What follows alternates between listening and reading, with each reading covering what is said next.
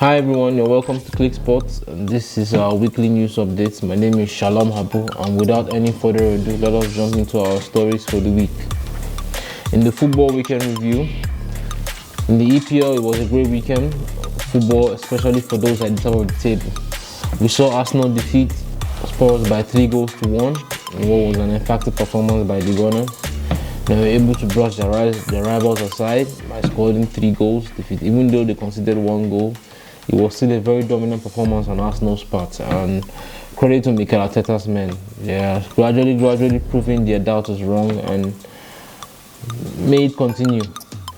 In the other games, in the other derby rivalry of the weekend, we saw Manchester City trash Manchester United by 6-3 in what was a very dominant performance by Haaland and Cole. You understand? They basically tore Manchester United to shreds, tore them apart. You understand? And the 3 goals United scored were sort of like a flat. It sort of flatters Manchester United. The result flatters Manchester United. You know, at a point in time, the game was 6-1. You understand? And probably Manchester City let their foot off the gas, and Manchester United were able to come in and score 2 goals to make the scoreline look like 6-3, make it look like it wasn't that bad, but it was really a bad performance. And for Manchester United and Erik ten Hag, where they're trying to be, this is not how you perform, especially in a big game like this. You don't lose by 6 goals in a big game. You understand? And Manchester United fans will be disappointed all over, but credit to Pep Guardiola and his boys. They keep on going. You understand? Just hope that they will keep it going. You know, Haaland scored a hat-trick again. This is his 3rd straight hat-trick at home. You understand? And even Phil Foden was able to get a hat-trick. So, I mean, Man City are really, well, they're looking unstoppable at the moment. And like I said, they're the favourites for the title. So, if they keep playing like this, who is going to stop them? If Manchester United cannot even muster up a courageous performance against Man City, then I mean, who is going to stop them? Who really can stop them? Well, in other games, we saw Chelsea get back to winning ways by defeating Crystal Palace by 2-1. We saw Aubameyang get on the score sheet, and Conor Gallagher came on to give them the victory in the end. You understand? And that is good for Graham Potter getting a win, a deserved win. You understand? Will help him stabilize his ship, and so that they can begin to, you understand, package themselves well for the season. You understand? He can begin to, you understand, gain some more confidence for himself and his players, so that they can begin to put into practice that which they need to do to, you understand, be a good team. You understand, win week in, week out. So let's see how things go for Graham Potter and his men. In another game of the weekend, we saw Liverpool draw 3-3 with Brighton. What is going on at Liverpool, man? Liverpool are they're not finding that form yet. They're not finding that consistency. One moment they win, and then you think they're going to pick up again, but then they are back to giving out dull performances like this. And what can we say? I mean, 3-3, not a good result for Liverpool. I mean, Liverpool fans are not happy. Jurgen Klopp is not happy with his players, and the fans are not happy with Klopp, and it's a hot mess right now at Liverpool. You understand? But then again, it's Brighton. Brighton is a tough team to play against, and at a point in time, Brighton were 2 goals up in the game. You understand? Which goes to show how far Liverpool have gone in terms of how shaky they're looking this season, and Liverpool will need to pick themselves up very soon if they really want to be title contenders, because the way things are looking right now, they will be lucky to make it into the top 4. If they keep playing like this, let us hope that this is just hope for top 4. But I mean, it's Liverpool. You can never write them out. You can never write them off. It's only 8 games, so let's see how things go for Liverpool. And for Brendan Rodgers, it was a big weekend for him. People have been calling for his sack. You understand? People have been questioning. You understand? His team, you understand, they've not been playing well, but Leicester City were able to beat Nottingham Forest by 4-0. You understand? What was an emphatic performance? You understand? We saw the likes of Maddison getting on the score sheet. So, I mean, this is a good one for Brendan Rodgers. Let us hope that it continues and his team can get back to where they actually belong, which is, you know, in the top 8 or something like that. In Spanish La Liga, it was a mixed weekend for title contenders, as we saw Barcelona grab a 1-0 victory with a goal from Lewandowski over Mallorca. You understand? And still stand I think they are joined top of the table with Madrid. Madrid were not able to win, unfortunately. They were only able to get a draw against Osasuna, which, I mean, they will not be happy with. But I mean, at the same time, they're still undefeated this season in the league. So let's see how things go for them. Let's see how things go for both Barcelona and Madrid. On the other part, Atletico Madrid were able to brush aside Sevilla by 2-0 in what was good performance by Simeone's men. You understand, they're looking good themselves. You understand, providing a good chase to Madrid and Barcelona so that it will not just be a foregone conclusion for the top two. You understand, they're trying to put themselves in there for the title. So, I mean, and a victory against a team like Sevilla, 2-0 against a team like Sevilla, says a lot about the title credentials. If you can beat Sevilla by 2-0 like that. So, I mean, that's good for Atletico Madrid. And then Real Sociedad were able to grab a 5-3 win over Girona, which is also good for them. They're in the top 4, you understand, and they're also title contenders. So let's see how things go for them. You understand? If they keep winning like this, who's to say that, you know, some miracles don't happen? But so far for the top 4, they look a good bet for the top 4. Yeah, in the Italian Serie A, we saw AC Milan defeat Empoli by 3-1. You understand, great performance by AC Milan from Pioli's boys. You understand, we saw Rafael Leao get on the score sheet. Every week he keeps on proving that he's a world-class player, and very soon, man, AC Milan will have to fight hard to keep that player on their tabs. You understand? It was a great performance by AC Milan. They're pushing. They're among the contenders for the title. They're the champions.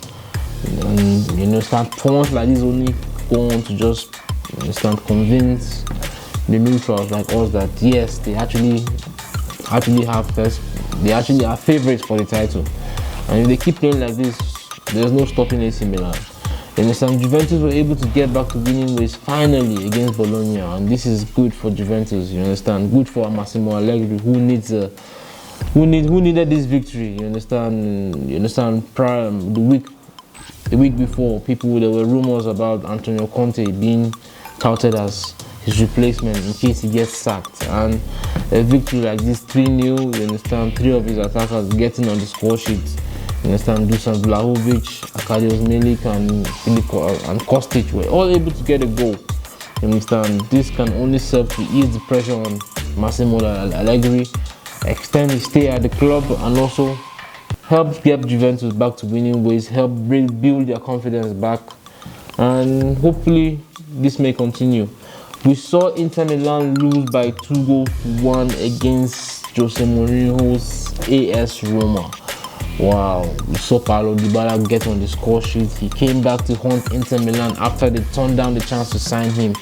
And lucky for Roma, they took a chance with Paulo Dybala and he rewarded them with a goal. Chris Smalling too grabbed the winning goal against Inter Milan. And well, Inter, you guys need to pick up yourselves. You need to fix up yourselves and need to get back to winning ways. But as for Roma, as for Jose Mourinho, credit to you. Great win. May it continue. And we saw Destiny Udogie and Udinese grab a 2-1 win to maintain their top 4 place. And you understand, against Verona, which is good. It's good for them. You understand, they just came out of nowhere this season. Udinese have been struggling the last few years, but this season they're proving to be a top team, and they're in the top 4 as we speak right now. And if they keep playing like this, they can actually be in the Champions League next season and actually represent Italy in Europe. So it's a great one for them and their manager. And Napoli were able to maintain their winning run by defeating Torino by 3-1 to remain at the top of the table. Napoli. Yeah. Also, you understand, showing that they can also be favorites for the title, and they are also favorites for the title against AC Milan. You know, they beat AC Milan, you understand, and here again, this week again, they won by 3-1. This is a great, goes to show that, you understand, that they're building something, and if they keep going like this, who knows? You can never write Napoli off. And Lazio were able to register a 4-0 victory over Spezia to also keep them in the conversation for Europe in Italy. In terms of the title, nobody's really looking at Lazio.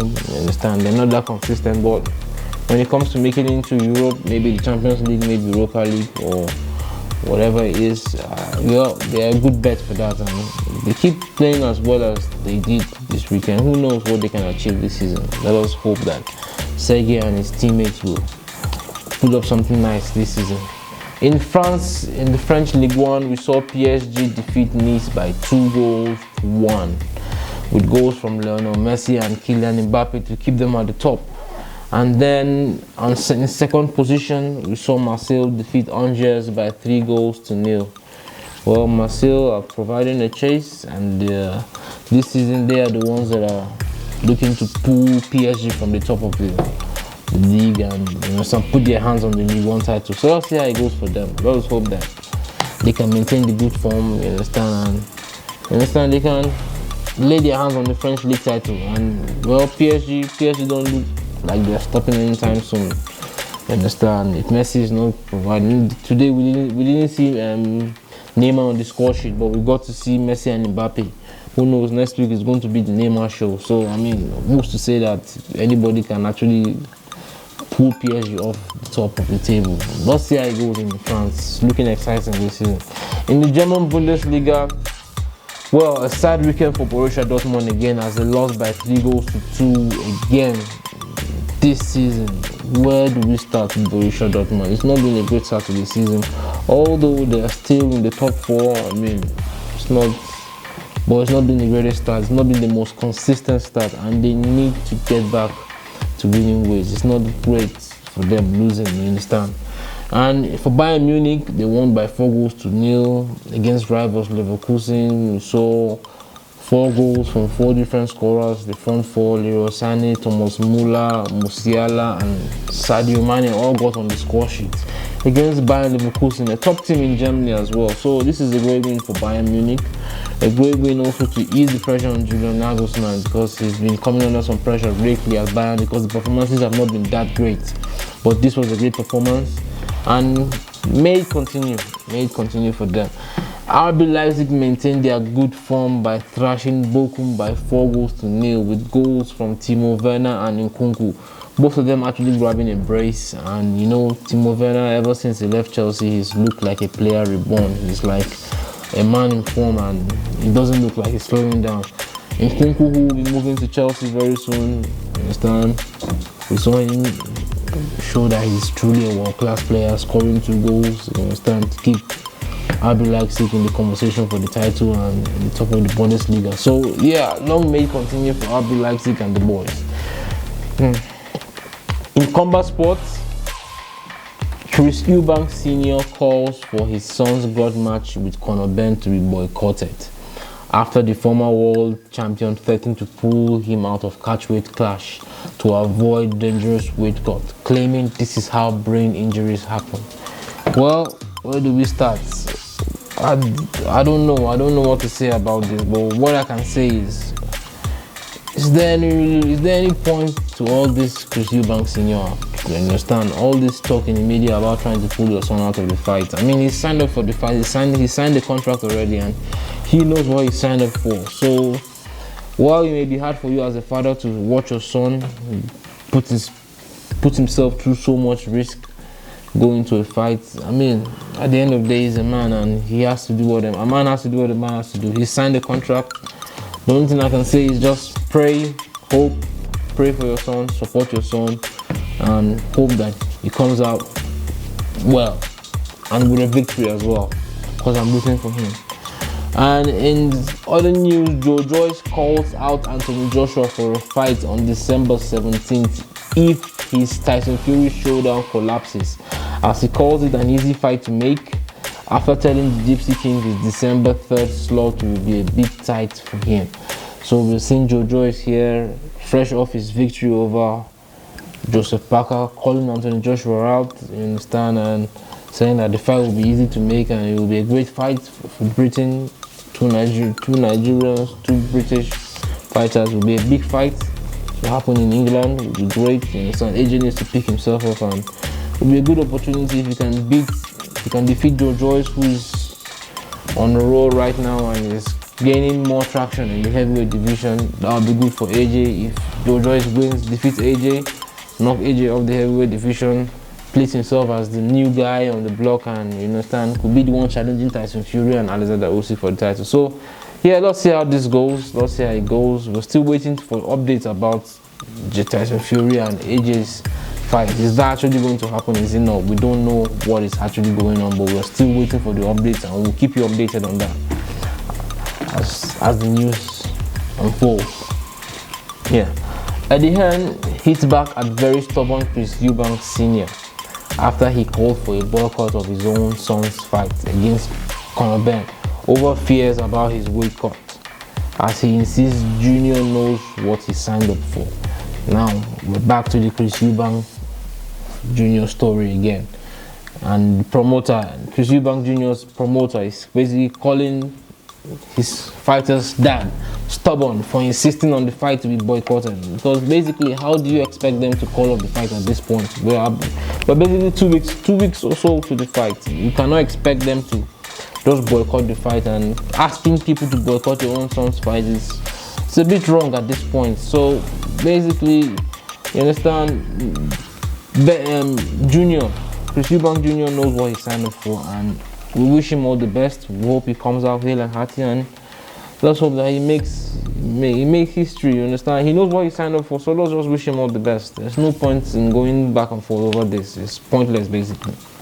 Finally, controversial UFC boss Dana White has been seen looking very shredded and fit due to unbelievable weight loss he underwent recently after being given 10 years to live by a DNA analyst.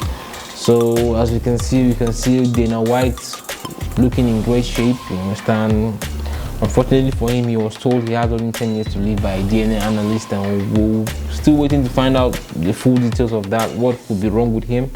But I mean, we can see that he's taking his life by the scruff of the neck, and he's making a big change. You understand? He's lost a lot of weight, and he's improved his health just to ensure that at least he can live much longer. So good on him, good for him. Wish him well so that he can come back to running the UFC and making the UFC what it is. So all the best to Dana White, and I want to thank you for staying with us and following the news, and we'll see you guys next week. Do not forget to like and subscribe. Thank you very much.